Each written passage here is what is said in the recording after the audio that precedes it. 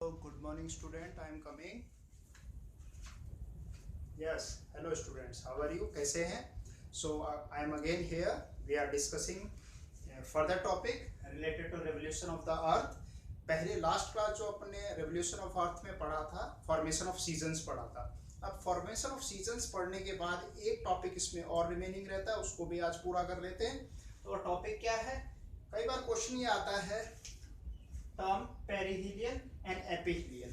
ये दो टर्म्स हैं. These are the two phenomena which are related to the revolution of the earth. इसी से इनका रिलेशन है, उसी को आज समझने की कोशिश करेंगे. ये होता क्या है, क्योंकि जब ये टर्म आता है तो हमेशा माइंड में आता है कि पेरिहीलियन की पोजीशन होती क्यों है. सबसे पहले मैं बता देता हूँ पेरिहीलियन होता क्या है, इसको अपन एक्सप्लेन करते हैं. तो आप यहाँ टर्म देख रहे हैं पेरी.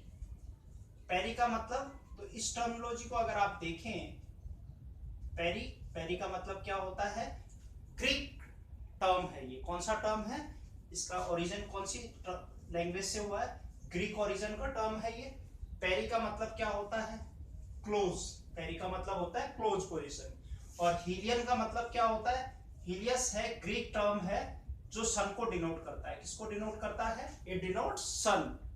तो सन जो है ग्रीक माइथोलॉजी में जो गॉड है, सन को बताया है हीलियस. सन को क्या बताया? हीलियस बताया. और इट मींस अब इसको अपन डिफाइन कर सकते हैं कि इसकी डेफिनेशन क्या होगी. It means it is the close position, it's the close position of the earth to the sun. कि अर्थ की पोजीशन सन से बड़ी क्लोज है. तो आप इसको क्या लिखेंगे? It means distance between earth and sun is minimum. It means you can say it is a close position. It is a close position. Perihelion is a close position between sun and the earth. दोनों के बीच का नजदीकतम मेरा फासला है. तो उसको अगर अपन देखें क्वेश्चन का, अगर फिर नेक्स्ट आता है कि डिस्टेंस जो है वो कम हो गया, तो कितना डिस्टेंस कम हो गया वो अपन देखें. तो डिस्टेंस कितना हो जाएगा? Write down 147 million kilometres. This the distance. ये नजदीक का हो गया. इट मींस जो पृथ्वी है वह सूर्य के क्या है? नजदीक आ गई है. और डिस्टेंस, तो आप ये सोच रहे होंगे कि जनरल वे में जो अर्थ और सन के बीच का डिस्टेंस, एवरेज डिस्टेंस कितना होता है, वो भी लिख लीजिए यहाँ पर. जो एवरेज डिस्टेंस होता है वो यहाँ नोट कर लीजिए. Average distance between earth and sun, ये कितना होता है? 149.7 मिलियन किलोमीटर्स. और इसको करोड़्स में लिखना चाहें तो आप करोड़्स में क्या करेंगे? आप रफली इसको लिख सकते हैं 15 करोड़ किलोमीटर्स. ये इसका हो गया. या फिर आप इसमें लगा दे तो ये 14.97 करोड़ ये हो गया. ये डिस्टेंस भी हो सकता है इतना किलोमीटर्स. तो ये करोड़ में भी, इंडियन यूनिट में भी कन्वर्ट कर सकते हैं, और मिलियन क्या इंटरनेशनल यूनिट में. इट मींस, ठीक है, समझ गए. अब नेक्स्ट एक क्वेश्चन आता है कि ये 147 मिलियन जो है डिस्टेंस, ये कौन सी डेट को होता है? डेट क्या है? तो डेट कौन सी है? Write down the date. वो डेट कौन सी है? वो डेट आप लिख लीजिए. वो डेट है 3rd of January. 3rd of January यानी कि फर्स्ट वीक ऑफ जैन की डेट में आता है. तो ये होता कब है? तो आप इसको एक देखें. तो इसके लिए पोजीशन क्या है आप ये देखें. सीजन्स में जब आपने पढ़ा था तो सीजन्स में जो विंटर सोलिस्टिक है, यानी कि विंटर सीजन है, वो किस डेट को आ रहा था? नॉर्दर्न हेमिस्फीयर में. तो वो डेट कौन सी थी? विंटर सीजन की या विंटर सोलिस्टिक की. वो डेट कितनी थी? 22 ऑफ दिसंबर. 22 दिसंबर डेट थी. तो 22 दिसंबर जो डेट थी उसमें कितना है? उसके बाद 2 वीक्स का डिफरेंस होता है. 2 वीक्स का, यानी कि आफ्टर 2 वीक्स ये वाली पोजीशन हमेशा बनती है. हमेशा, हर साल बनती है. तो ये याद रखिए, फर्स्ट वीक ऑफ जैन में ये पोजीशन बनती है. क्लियर इतना? एवरेज डिस्टेंस भी देख लिया. अब नेक्स्ट मैं इसके साथ डिस्कस कर रहा हूं एपिहीलियन हो गया, फिर पेरिहीलियन, एपिहीलियन। एपिहीलियन की पोजीशन क्या होती है, तो इसको भी याद कर सकते हैं बड़े आसान से। ए फॉर याद रखिए, A for away, A for away, और helion means sun. It means when away है तो it means the farthest, or you can write out maximum distance between earth and the sun। पृथ्वी और सूर्य के बीच का अधिकतम दूरी दो है, क्योंकि यहां पर एपी ए फोर क्या देखा हमने, अवे मतलब दूर है। कौन, earth is very away from the sun, दूर है। तो वो दूरी है, वो कितनी है, वो दूरी लिख लीजिए 152 मिलियन किलोमीटर। ठीक है, 152 मिलियन है। एवरेज हमने कितना पढ़ा, 150 पढ़ा, 149, ठीक है, मिलियन पढ़ा। ये क्या है, बहुत ज्यादा दूर है। तो ये डेट कौन सी है, इसकी डेट क्या रहेगी, कब होता है ये, 4 जुलाई, 4 जुलाई। और एक और आप रख सकते हैं इसको यार, समर सोलिस्टिक जो है, समर सोलिस्टिक या समर सीजन जब आता है उसकी डेट क्या है नॉर्दर्न हेमिस्फीयर में, 21 जून।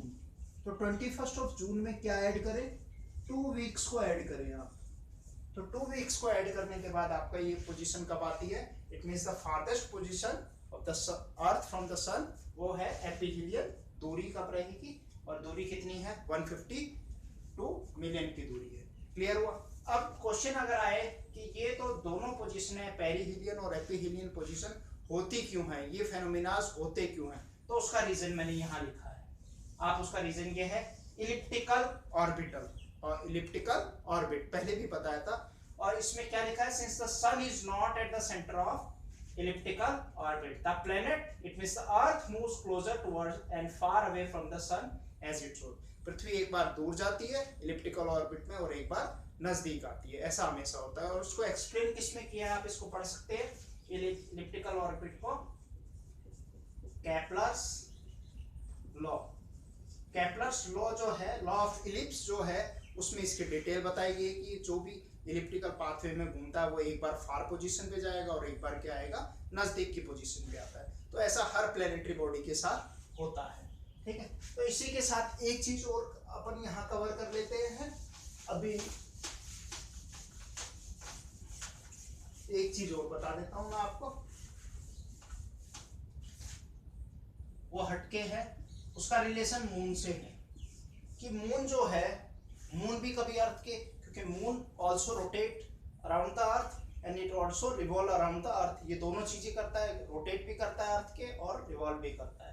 ठीक है, तो मून के साथ क्या पोजीशन बनती है, मून की जो पोजीशन बनती है उनको क्या कहा जाता है, they are this positions are known as perigee, और एक होता है एपोजी। तो दोनों पोजीशन को बता देता हूं, आज इनको क्लियर कर लेते हैं। पेरिजी पोजीशन क्या है, वही अपन ने पहले याद किया, पेरी मतलब क्लोज, और जी किसके लिए है, अर्थ के लिए। जी पोजीशन किसके लिए है, अर्थ के लिए है। यानी कि यहां पर क्या लिखेंगे, minimum distance between earth and moon, दोनों के बीच का मिनिमम डिस्टेंस कितना है, राइट डाउन लिख लो, 3,64,000 kilometres, this the minimum distance, correct. और एपिहीलियन की पोजीशन क्या होगी, ए फॉर अवे, मतलब दूर है किससे, अर्थ से। कौन दूर है, moon is away from the earth. तो ये पोजीशन कब आएगी, it means write down maximum distance between earth and moon. Maximum distance कितना है, राइट डाउन 4,07,000 किलोमीटर्स ये होता है। अब आप मुझसे क्वेश्चन पूछ सकते हैं कि ये डेट्स इनकी कोई फिक्स है, तो मैं कहूँ डेट्स इनकी फिक्स नहीं है। होता है जैसे लेटेस्ट अभी मैं आपको इन्फॉर्मेशन दे देता हूँ, जो पहली जी वाली पोजीशन हुई थी वो डेट है 7 अप्रैल 2020, ये लेटेस्ट है। 7 अप्रैल को था पेरिजी की पोजीशन थी, क्या था उस दिन? फुल मून था, फुल मून की पोजीशन थी उस दिन। मून क्या है आपको विजिबल हुआ था, 14% ज्यादा बड़ा नजर आया था, क्योंकि जो चंद्रमा था वो पृथ्वी के क्या था, बड़ा क्लोज था, उस क्लोज पोजीशन पे था, क्लोज था। और उसी पोजीशन को हमने क्या कहा था उस दिन के लिए? क्या था? Pink moon. क्या कहा था उसको? Pink moon. उसका पिंक मून हमने उसको नाम दिया था, उसका कलर पिंक के जैसा पिंक दिखाई दिया था। और क्या था? रोशनी भी ज्यादा थी, 14% ज्यादा विजिबिलिटी थी। तो ये कुछ इंपॉर्टेंट टॉपिक्स आज अपन ने डिस्कस किए, this are very important topics. तो इसी के साथ जुड़े रहिए, फिर मिलेंगे, नमस्कार।